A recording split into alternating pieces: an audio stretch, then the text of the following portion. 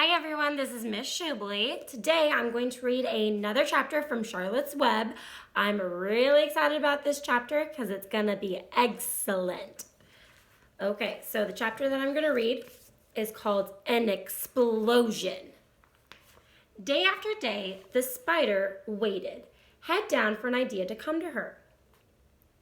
Hour by hour, she sat motionless, deep in thought, having promised Wilbur that she would save his life. She was determined to keep his promise. Charlotte was naturally patient. She knew from experience that if she waited long enough, a fly would come to her web, and she felt sure that if she thought long enough about Wilbur's problem, an idea would come to her mind. Finally, one morning, toward the middle of July, the idea came. Why, how perfectly simple, she said to herself. The way to save Wilbur's life, to save Wilbur for the barn, is to play a trick on Zuckerman. If I can fool a bug, thought Charlotte, I can surely fool a man. People are not as smart as bugs. Wilbur walked into his yard just at that moment. What are you thinking about, Charlotte? He asked. I was just thinking, said the spider, that people are very gullible. What does gullible mean? Easy to fool, said Charlotte.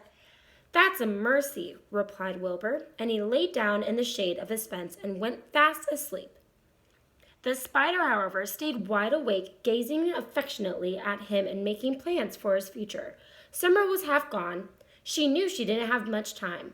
That morning, just as Wilbur fell asleep, Avery Arable wandered into Zuckerman's front yard, followed by Fern. This is our cute little picture of our spider who's upside down, trying to get an idea. Avery carried a live frog in his hand. Fern had a crown of daisies in her hair. The children ran for the kitchen. Just in time for a piece of blueberry pie, said Miss Zuckerman. Look at my frog, said Avery, placing the frog on the drain board and holding out his hand for pie. Take that thing out of here, said Miss Zuckerman. He's hot, said Fern. He's almost dead, that frog. He is not, said Avery. He lets me scratch him between the eyes. The frog jumped and landed in Miss Zuckerman's dishpan full of soapy water. You're getting your pie on you, said Fern. Can I look for eggs in the Fern house, Aunt Edith? Run outdoors, both of you, and don't bother the hens. It's getting all over everything, shouted Fern. His pie is all over his front. Come on, frog, cried Avery. He scooped up his frog. The frog kicked, splashing soapy water onto the blueberry pie. Another crisis, groaned Fern. Let's swing in the swing, said Avery. The children ran to the barn, and Miss Zuckerman had the best swing in the country. It was a single long piece of heavy rope tied to the beam over the north doorway. At the bottom of the rope was a fat knot to sit on. It was arranged so that you could swing without being pushed. You climbed a ladder to the hayloft, then holding the rope, you stood at the edge and looked down, and were scared and dizzy. Then you straddled the knot so that it acted as a seat. Then you got up all your nerve, took a deep breath, and jumped for a second as you seemed to be falling to the barn floor for below.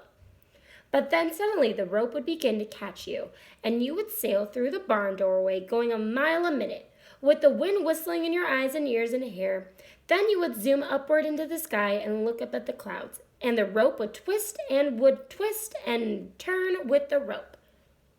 And then you would drop down, down, down at the sky as come sailing back into the barn, almost into the hayloft, then sail out again, not quite so far this time. Then in again, not quite so high, then out again, then in again, then out again, then in again.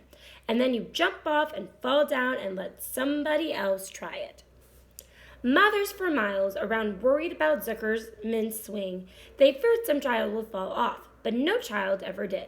Children almost always hang on to things tighter than their parents think they will. Avery put the frog in his pocket and climbed to the hayloft. The last time I swung in this swing, I almost crashed into a barn swallow, he yelled. Take that frog out, ordered Fern.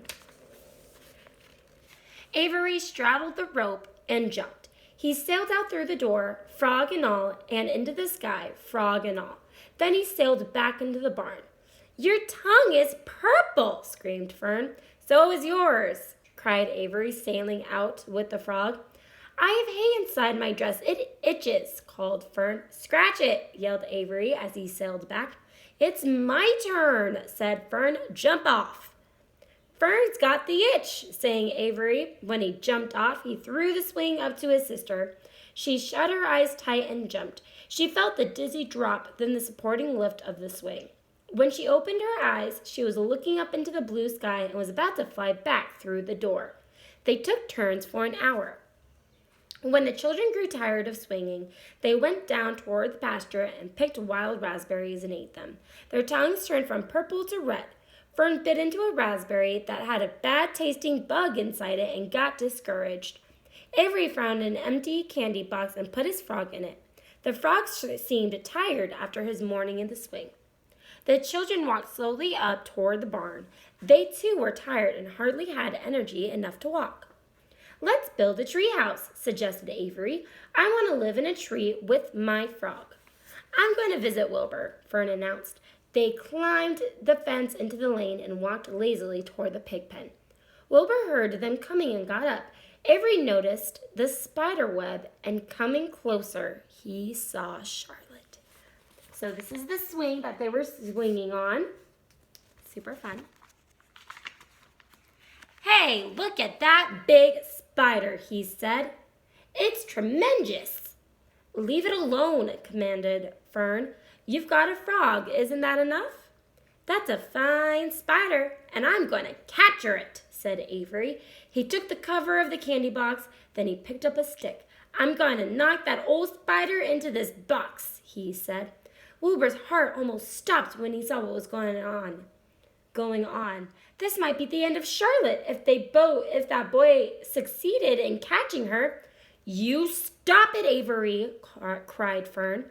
Avery put one leg over the fence of the pig pen. He was just about to raise his stick to hit Charlotte when he lost his balance. He swayed and toppled and landed on the edge of Wilbur's trough. The trough tripped up and then came down with a slap. The goose egg was right underneath.